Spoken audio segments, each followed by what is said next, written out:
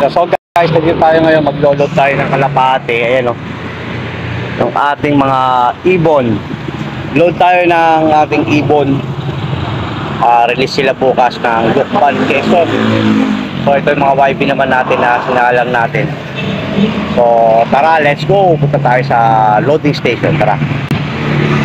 At ayan nga mga tropang kalapatids, diretso na tayo sa training station natin para i-load tong mga ibon natin from Lukban, Quezon. Kasi i-release to na 7 AM para makabalik sa atin. So ano pang ginagawa natin? Siyempre, binibilisan na natin para hindi tayo gabihin kasi naka-duty tayo yung araw na yan. Nagpaalam lang tayo para mag-load ng kalapate. Kasi sayang yung training nila pag hindi natin nakompleto. So ayan, nandito na tayo sa training. So magpa-park lang ako. Good morning mga katoyong. Siyempre nandito pa rin tayo sa duty. Mamaya-mayang konti is uuwi na tayo para makapag-abang tayo sa mga ibon natin, mga YB natin na Lukban, Quezon ni-release. So panoorin natin yung video kung paano sila i-release ngayong araw na to. So let's go, tara! Good morning mga tropa kalapatid. Siyempre, location ng ating truck is Lukban, Quezon sa releasing point natin.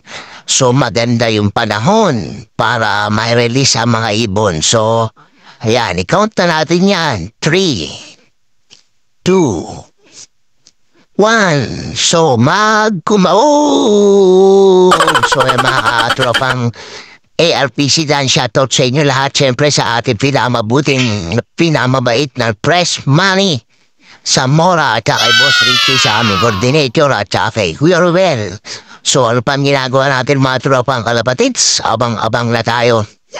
At mga ilang oras lang o ilang minuto ay nasa bahay na natin ang ating mga ibon. Dahil ako ay mag-aabang din. Pauwi na rin ako, galing trabaho kaya ako ay magmamadali para mag-abang. So ano pang iniintay niyo mga tropang kalapatids? Good luck sa lahat na sumali sa pooling. Congratulations na yun pa lang. Congratulations na kayo ni Toyong. Ang lupit at tindi. So maraming salamat nga pala sa mga nag-load na sumusuporta sa IRPC. So ano pang inaantay natin?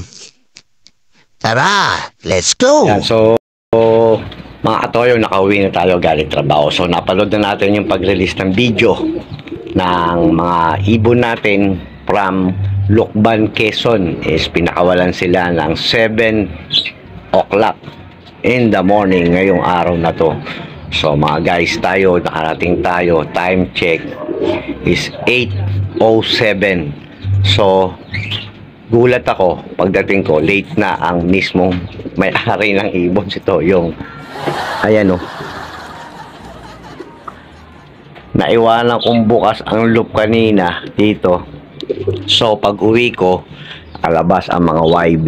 Ayan yung isang mga YB natin o. Ayan yung pang norte natin. Nakalabas ang mga YB kasi bagong gawa lang tong slab natin.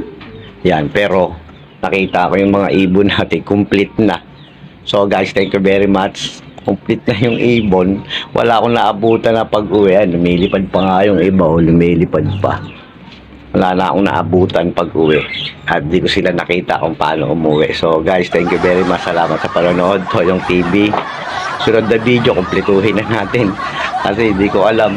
Galing tayong trabaho. Nagkarga lang tayo gabi.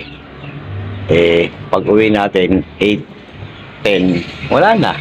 Nandito na ang ibon. So, complete tayo sa 10 birds natin sa mga training. So, thank you very much. Salamat sa inyong lahat. Shoutout sa ARPC. Good luck sa inyo lahat.